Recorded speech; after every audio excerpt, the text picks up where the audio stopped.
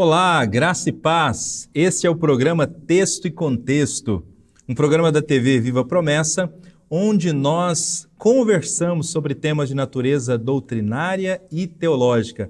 Eu sou o pastor Eleilton, seja muito bem-vindo a mais um programa. Nós estamos conversando durante os programas dessa temporada sobre a carta de Judas. Temos feito aqui uma leitura dessa carta e explorado os principais temas desse importante documento do Novo Testamento.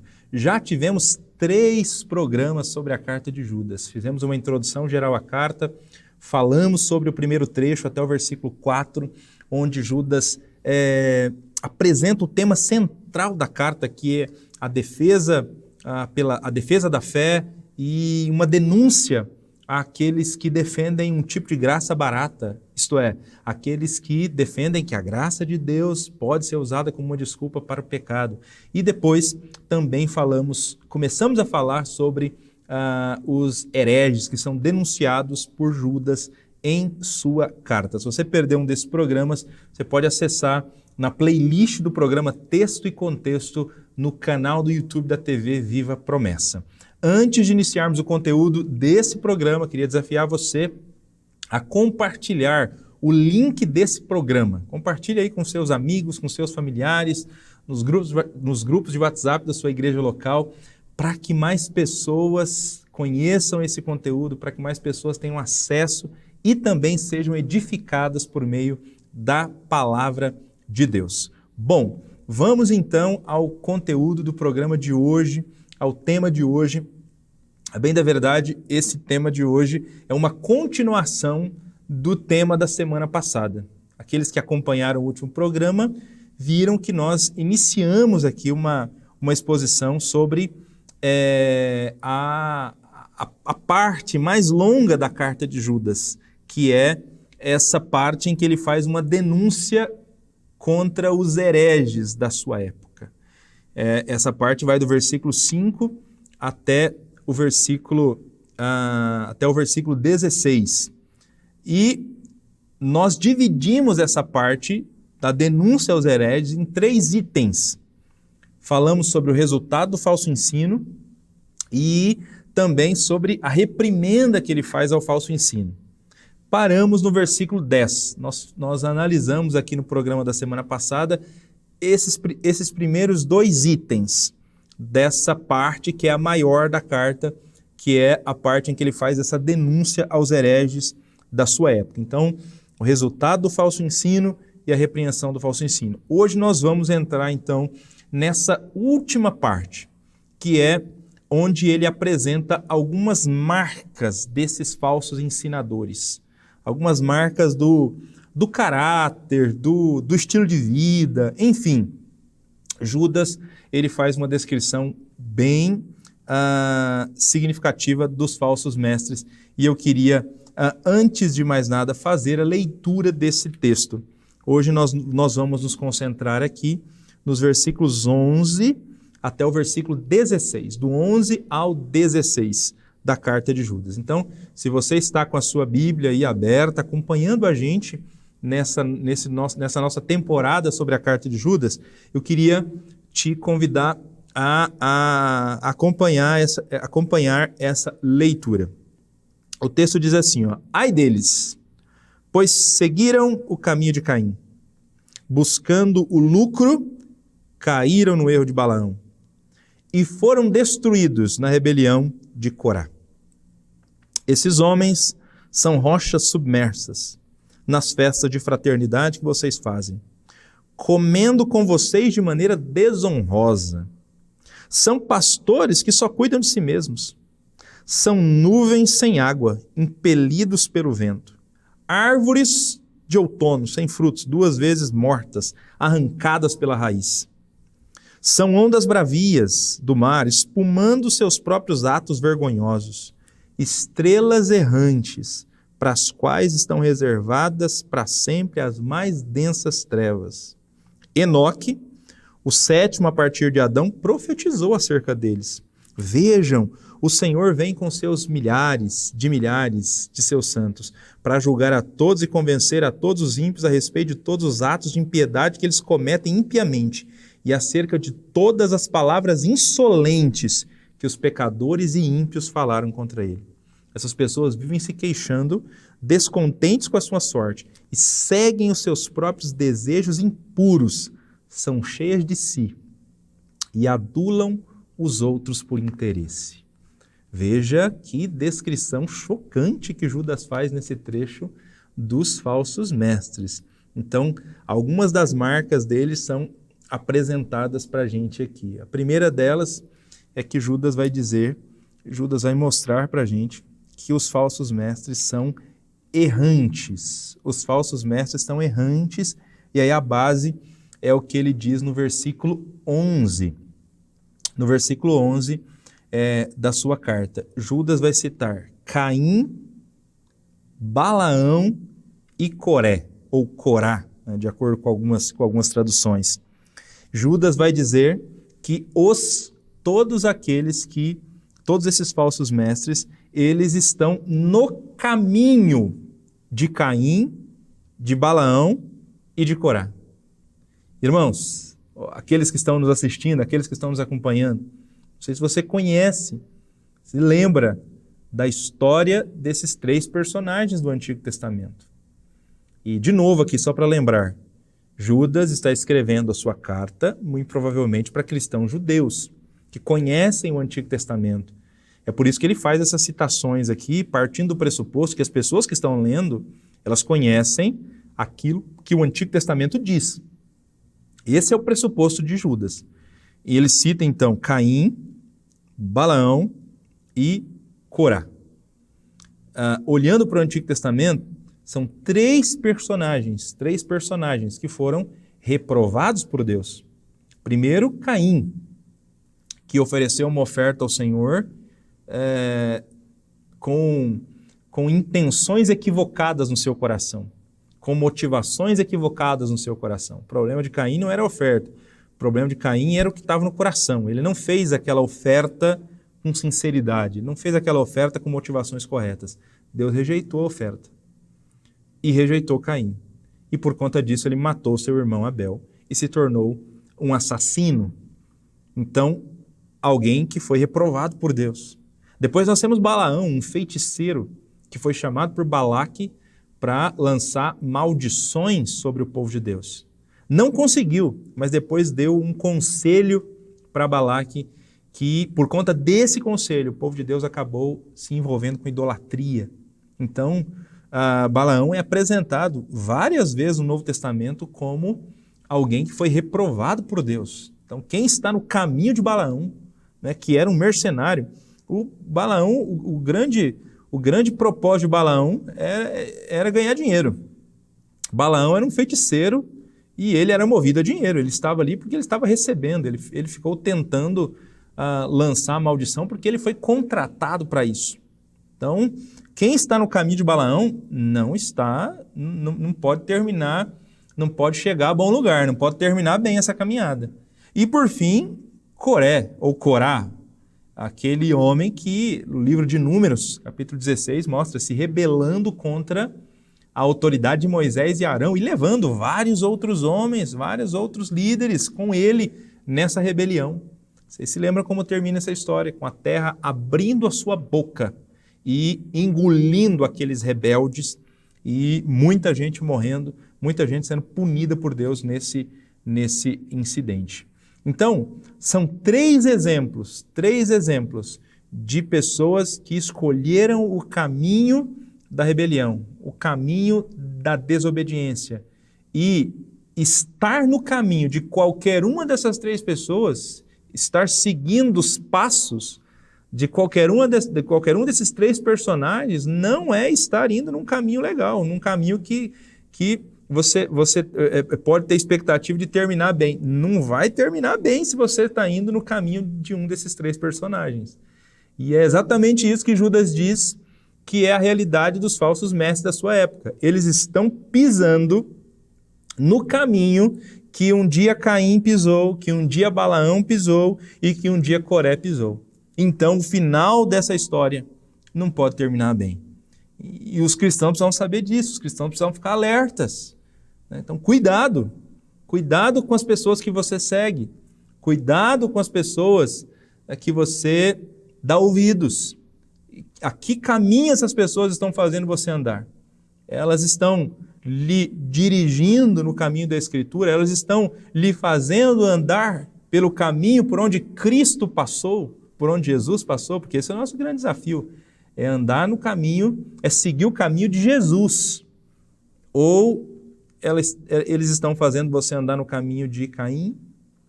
Estão fazendo você andar no caminho de Balaão? Balaão que aqui é dito que ele é um homem que o erro dele era buscar lucro.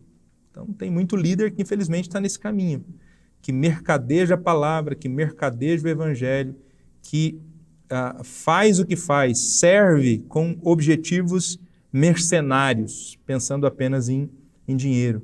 Né? Eles estão te fazendo andar no caminho de Corá, no caminho da rebelião contra os líderes, né? No caminho de rebelião contra a vontade de Deus. Estar no caminho de qualquer um desses personagens, como eu já disse, não pode terminar bem. Então Judas diz, os falsos mestres são errantes, Eles nos levam no caminho de Caim, no caminho de Balaão e no caminho de Coré. Mas além disso, os falsos mestres também são impostores. E aí eu chamo a sua atenção para o versículo 12, em que Judas cita as festas de fraternidade. Festa de fraternidade.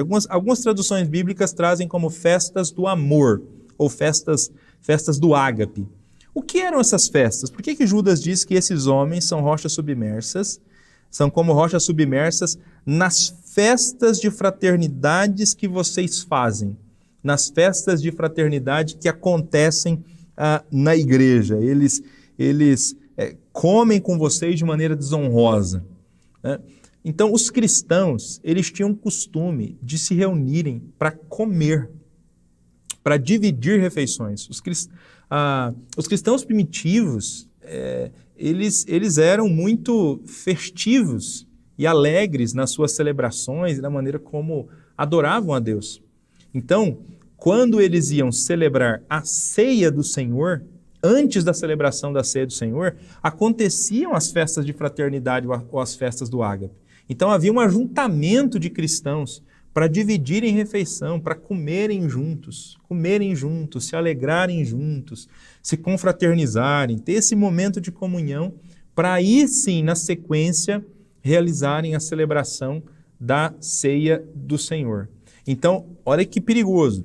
Os falsos mestres, eles se infiltraram nas festas de fraternidade dos cristãos. E aqui a imagem que Judas usa é que eles se infiltraram e que eles são como rochas submersas ou rochas ocultas. Aqui é uma referência às rochas ocultas ou submersas que estão nos mares e que podem prejudicar os marinheiros na navegação dos navios. Então, uma rocha submersa dessa, se ela não for vista, se ela não for detectada, ela pode causar danos ao navio. É um perigo para a navegação, rochas ocultas. Então, Judas tem essa imagem na mente. Ele está com a imagem de rochas ocultas no mar, que são um perigo para a navegação, e ele está usando essa imagem para mostrar que os falsos mestres, no meio das festas do povo de Deus, no meio dos banquetes de fraternidade, no meio da festa do amor, eles são um perigo para o povo de Deus, porque eles comem de maneira desonrosa. Lembra que a gente tem dito aqui que os falsos mestres, eles estão transformando a graça de Deus em libertinagem? Então veja, no versículo 12, Judas diz que eles são como rochas submersas nas festas de fraternidade. Lá no versículo 4 de Judas, que nós já lemos aqui noutra ocasião, Judas diz assim: certos homens, cuja condenação já estava sentenciada há muito tempo, infiltraram-se dissimuladamente entre vocês. Agora, nós já começamos a entender, até de maneira mais vívida, a partir do versículo 12, né, um ambiente onde esses falsos mestres estão infiltrados. Então, eles se infiltraram com dissimulação entre vocês. né? Apresentando-se como mestres da verdade, como professores da verdade. Eles se infiltraram dissimuladamente no meio de vocês e transformam a graça de Deus em libertinagem. Porque eles estão no meio da festa do povo de Deus e estão com aquele discurso de que você pode viver da maneira como você desejar, porque Deus não se importa com o nosso corpo, porque a matéria é má e Deus não se importa com a matéria. E isso é um incentivo para bebedeiras, para glutonarias, para todo tipo de imoralidade sexual. Imagine se o discurso desses falsos mestres pega no meio das festas do povo de Deus, enquanto o povo de Deus está reunido para comer, para se alegrar, para se divertir. O que vai acontecer com essas festas? O que vai acontecer com esses momentos de reunião festiva do povo de Deus? Vai ser bebedeira para todo lado, glutonaria e espaços para lascívia, para imoralidade. Então, é um perigo. Eles são rochas submersas, eles estão ali, mas eles são impostores. Impostores, eles se infiltraram, mas eles são impostores. Então, a imagem de Judas aqui é para dizer o seguinte: cuidado com esses impostores, cuidado com esse tipo de discurso, porque senão as festas do amor, elas podem acabar se transformando em festas do horror mesmo, que não glorificam a Deus, que não exaltam o nome de Deus, que não estão preocupadas em viver para a glória de Deus, em ser um acontecimento para a glória de Deus. E para deixar isso mais claro e ser mais contundente ainda, aí na sequência Judas apresenta várias imagens para desmascarar esses impostores. E a primeira delas são pastores que só cuidam de si mesmos. Pastores são pessoas que cuidam de outras pessoas. Literalmente a imagem é de pessoas que cuidam de ovelhas, que cuidam de gado, que cuidam de animais, mas o mais característico na Bíblia é o pastor de ovelha, pastores que cuidam de ovelhas.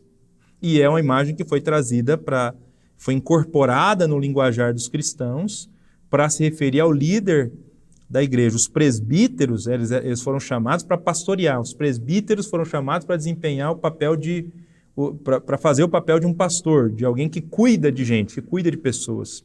Então, Judas está dizendo que, diferente do que se espera de um pastor, esses líderes, eles só apacentam a si mesmos, eles só cuidam de si mesmos, eles só estão pensando em satisfazer as suas próprias vontades. Eles só estão preocupados em satisfazer o seu próprio desejo. Então, esse incentivo deles à libertinagem é porque eles querem satisfazer a carne deles, o desejo deles, a vontade deles. Eles não estão preocupados com as pessoas. A preocupação deles não é o bem-estar dos cristãos, eles estão preocupados com eles mesmos. Eles são pastores que apacentam a si mesmos, de acordo com Judas. Além disso, eles são vazios e inconstantes. Judas fala de nuvens sem águas, levadas pelo vento. Então a imagem é de nuvens sem águas, facilmente levadas pelo vento. Então eles são vazios e inconstantes, eles não conhecem a Escritura, eles não conhecem a palavra de Deus. Nós falamos no programa passado aqui que eles são sonhadores. A base deles são as suas revelações, os seus sonhos, não é a Escritura Sagrada.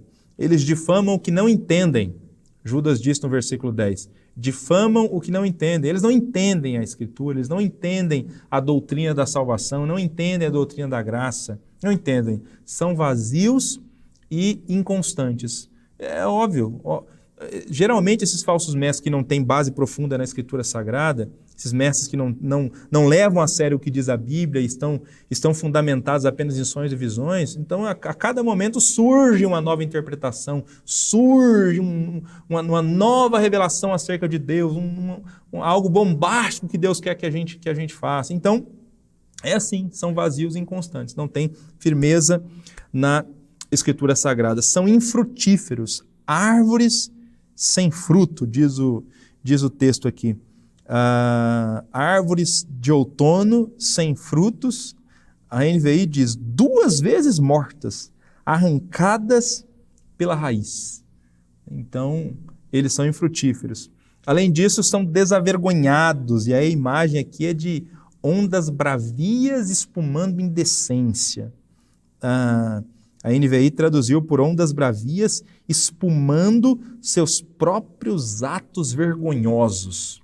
São efêmeros, como estrelas sem rumo, né? Ou como a gente chama de estrela cadente, né? Aquelas estrelas que caem sem rumo. Então eles são efêmeros, como estrelas errantes. Então veja a que imagem Judas faz desses falsos mestres. Egoístas, porque só pensam em si mesmo, vazios, inconstantes, infrutíferos, desavergonhados e efêmeros. São as características dos falsos mestres da época de Judas. E que com certeza são características que podem ser aplicadas para muitos falsos mestres que surgiram ao longo da história da igreja e que infelizmente continuam presentes também no nosso tempo. E o próprio Jesus disse que seria assim. Jesus se referiu mesmo aos falsos mestres que surgiriam ao longo do tempo, ao longo da história da igreja, e nós continuamos tendo que lidar com falsos mestres. Isso só vai aumentar à medida que o fim se aproxima. Quanto mais perto nós estivermos do retorno de Jesus, do início da grande tribulação, mais nós teremos falsos mestres. E aqui a gente tem algumas dicas importantes da Escritura Sagrada para que a gente reconheça falsos mestres, para que a gente identifique os falsos mestres também pela maneira do falso mestre agir, também pela maneira de ele se comportar. Então, um falso mestre é assim, um falso mestre é efêmero, desavergonhado, vazio, inconstante, egoísta. Então essas são algumas, né, das características. Não tem base firme na palavra de Deus, como nós dissemos no programa da semana passada. Enfim, Judas está apresentando algumas características dos falsos mestres da sua época que podem muito bem ser utilizadas também para se referir ou para mostrar, indicar falsos mestres do nosso tempo. Bom, além disso, eles são blasfemos. Além de errantes e impostores, eles são blasfemos. E aí nós temos, dos versículos 14 até o 16, vários pecados da língua sendo citados. Inclusive, Judas cita uma profecia do livro de Enoque nesse trecho. Então, se você der uma olhada nos versículos 14 a 15, ele diz assim, Enoque, o 7º depois de Adão, ele profetizou acerca dos falsos mestres. Vejam, o Senhor vem com milhares de seus santos para julgar a todos e convencer a todos os ímpios a respeito de todos os atos de impiedade que eles cometem impiamente, acerca de todas as palavras insolentes que os pecadores ímpios falaram contra ele. Então, Judas vai buscar lá numa profecia de Enoque um julgamento, uma acusação contra esses falsos mestres. Essas pessoas vivem se queixando, são descontentes com a sua sorte e seguem seus próprios desejos impuros. Então veja que ele fala, que ele apresenta aqui alguns pecados da língua, né? São murmuradores, vivem se queixando, falam palavras tolas e insolentes o tempo todo. Então esses são os falsos mestres, essas são outras marcas também de falsos mestres. E aí, eu trouxe aqui Enoque, capítulo 1, versículo 9. Enoque é um livro considerado pseudepígrafe. É um livro que a gente chama de livro falso, né? É um falso escrito, né? Eu sei o significado de pseudepígrafe, porque geralmente esses livros o autor não é bem a pessoa que é apresentada como autor. Então, mesmo que de repente use o nome de alguma pessoa como autor, não foi essa pessoa que escreveu esse livro. É alguém que escreveu, talvez até baseado naquilo que a pessoa disse, mas que colocou o nome da pessoa apenas para dar prestígio ao documento. Então, é provável que seja o caso desse pseudepígrafo chamado Primeira Enoque. 1 Enoque 1, versículo 9 diz: Eis que é vindo o Senhor com milhares de seus santos, para fazer juízo contra todos e condenar dentre eles todos os ímpios, por todas as suas obras de impiedade que impiamente cometeram e por todas as duras palavras que ímpios pecadores disseram contra ele.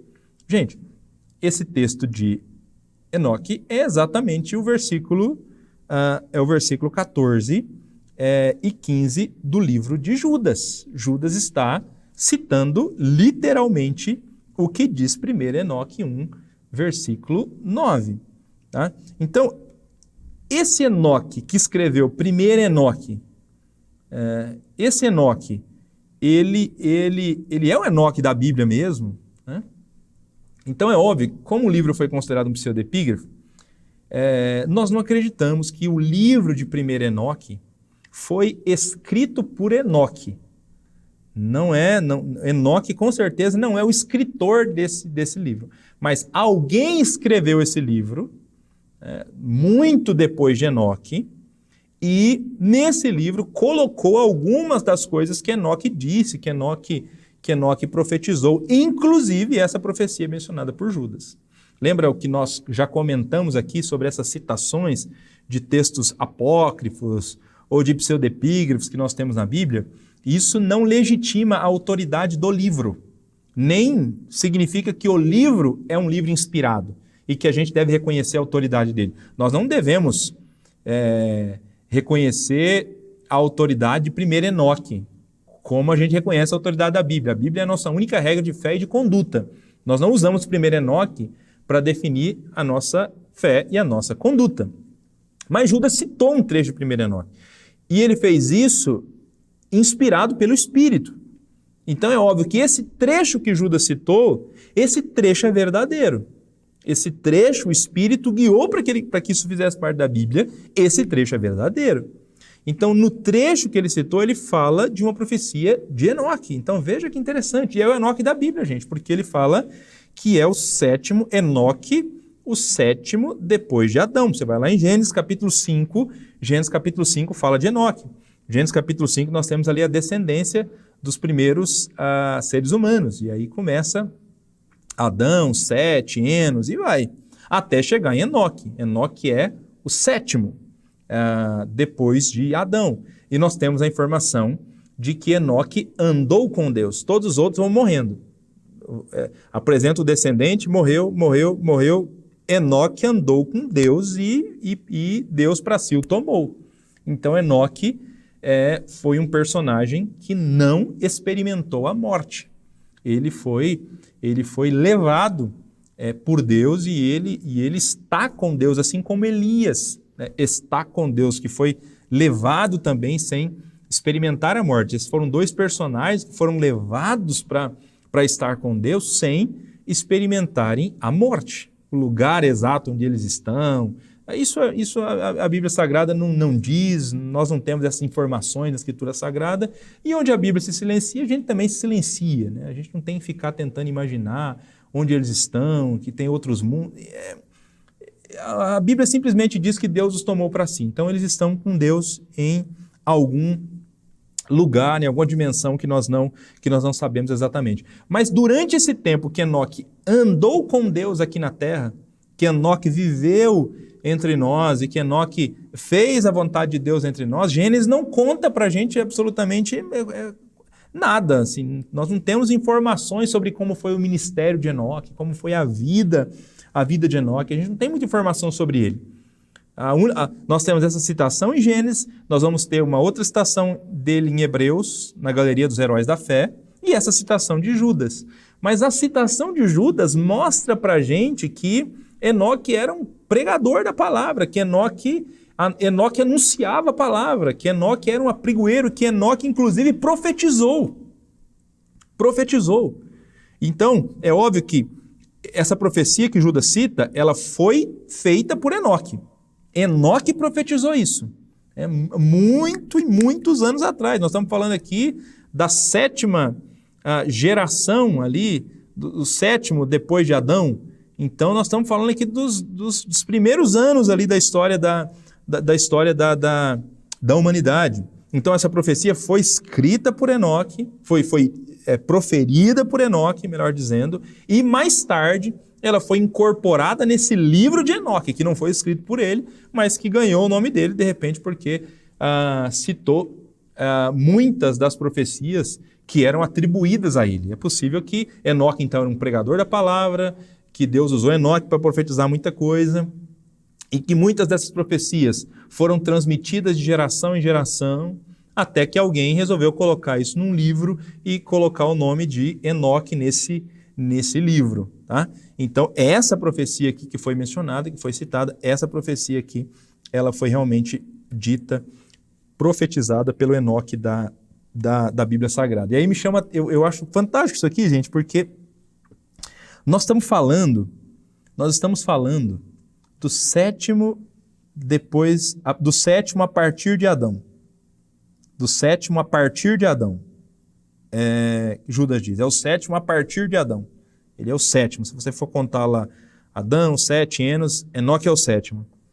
O sétimo, a partir de Adão, ele já dizia, o Senhor vem com milhares de seus santos para julgar a todos e convencer todos os ímpios a respeito dos seus atos, de todos os seus atos de impiedade que eles cometeram impiamente acerca das palavras que eles falaram contra ele.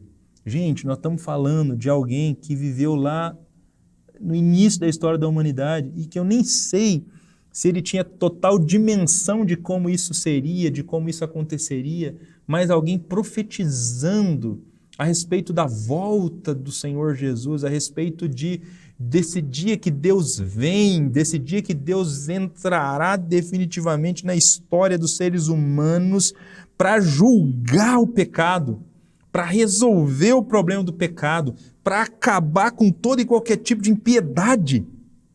Então veja o quanto essa expectativa, esse anseio para que Deus entre na história e para que Deus resolva o problema do pecado é uma expectativa e um anseio antigo, lá do início, o sétimo a partir de Adão. Deus já usou para profetizá-lo e para falar sobre esse tempo em que Deus vem para julgar, Então, Enoque falou sobre isso e agora Judas lembra essa profecia de Enoque. Olha, é antigo. Há muito tempo Deus falou e vai acontecer. Os falsos mestres serão julgados. Esses imorais que estão desafiando, ensinando o povo de Deus a viver de maneira libertina e imoral, serão julgados. E há muito tempo Deus disse isso. Há muito tempo a palavra de Deus já ensinava isso. Já falamos sobre isso também, mas só para repetir, a citação não endossa a suposta autoridade canônica do livro, tá? Nós não cremos que o livro de Enoque é um livro canônico e não guiamos a nossa vida a partir do livro de Enoque. E eu finalizo, então, esse programa de hoje, lembrando que os falsos mestres, porque eles são blasfemos, eles flexibilizam o discurso para agradar os ouvintes. Essa também é uma marca dos falsos ensinadores, é uma marca dos falsos mestres. Judas termina esse trecho dizendo isso. Ele diz que os falsos mestres são cheios de si e adulam os outros por interesse. Eles falam, eles pregam, eles ensinam baseado com interesse, com intuito de agradar as pessoas. Eles não estão preocupados em ensinar a verdadeira palavra de Deus. Eles não estão preocupados em ensinar o Evangelho, em falar o que o Evangelho diz sobre o juízo de Deus para os ímpios. Eles não estão preocupados em falar sobre a profecia de Enoque, o sétimo a partir de Adão. Eles não estão preocupados em falar sobre isso, que Deus vem para julgar a impiedade. Porque eles querem ensinar mesmo as pessoas a viverem de maneira libertina. Porque eles querem pregar algo que agrade os outros. Eles não estão preocupados em falar sobre pecado. Eles não estão preocupados em falar sobre o juízo de Deus. Eles não estão preocupados em falar sobre o caminho de Caim, de Balaão, caminho de Coré, da rebelião de Coré. Não, eles não estão preocupados em falar sobre isso, sobre que Deus destruiu aquele povo que saiu do Egito e poucos se salvaram, Josué e Calebe. Eles não estão preocupados em falar dos anjos que pecaram, da destruição de Sodoma e Gomorra. Eles falam para agradar as pessoas. Então, duvide de mestres que só ensinam para agradar as pessoas, que são bajuladores e que não apresentam o Evangelho na sua integridade. Porque o Evangelho, a mensagem do Evangelho, ela é doce ao paladar, mas é amarga no estômago, porque o Evangelho fala do amor, da graça de Deus, mas também fala do juízo e da ira de Deus. Então, geralmente os falsos mestres, eles só falam para agradar, só falam para bajular. E, na maioria das vezes, distorcem as escrituras sagradas, como os falsos mestres da época de Judas estavam fazendo. Bom, assim, irmãos, nós finalizamos essa nossa análise deste terceiro trecho da carta de Judas, que é o trecho em que Judas está fazendo uma denúncia aos hereges da sua época. Uma denúncia aos hereges da sua época. Então, nós vimos aqui a repreensão que Judas fez a eles, nós vimos aqui o resultado do ensino deles e vimos aqui algumas das marcas presentes na vida dessas pessoas que ensinam esse evangelho deturpado e distorcido. E a gente espera em Cristo Jesus que esses alertas que nos foram apresentados por meio de Judas sejam vividos e considerados por cada um de nós. Por cada um de nós. Eu queria convidar nesse momento você para orar. Queria convidar você para falar a Deus comigo e que nós coloquemos a nossa vida diante do Senhor uma vez mais, suplicando que Ele nos ajude a ficar bem longe do caminho de Caim, a ficar bem longe do caminho de Balaão, a ficar bem longe do caminho de Coré. Que a gente viva sempre no caminho de Jesus, no caminho de Cristo, que é o desejo de Deus para nós. Vamos orar? Senhor, nós temos lido a carta de Judas, meu Deus, e nós temos visto o quanto Judas é incisivo no combate ao falso ensino. O quanto Judas é incisivo na hora de apresentar os falsos mestres da sua época. Eles eram como rochas submersas. Eles eram impostores, infiltrados no meio do povo de Deus, infiltrados nas festas do povo de Deus. Meu Deus, ajude-nos sempre, dê para a gente discernimento espiritual, discernimento que vem pelo conhecimento da Tua palavra, pela consciência do Evangelho, para que a gente consiga identificar, meu Deus, esses falsos mestres, identificar esses que vêm como rochas ocultas e se infiltram, que só pensam em si mesmos, que falam apenas para agradar os homens, que falam apenas para agradar as pessoas, e que levam os teus filhos a andarem pelos caminhos daqueles que fazem oposição à tua vontade. Dê discernimento para a gente entender, assim como Judas fez e assim como Judas apresentou para os cristãos daquela época, meu Deus. E que a gente caminhe com essa expectativa no nosso coração de que um dia o Senhor vem para julgar, o Senhor vem para colocar um ponto final sobre o pecado, o Senhor vem para redimir os seres humanos de todo pecado, o Senhor vem para punir toda impiedade, meu Deus. Enoque já disse isso, Enoque já profetizou sobre isso, meu Deus. E que essa seja a nossa esperança, é o que a gente pede, no nome de Cristo Jesus. Amém. Irmãos, nós estamos chegando ao final de mais um programa Texto e Contexto.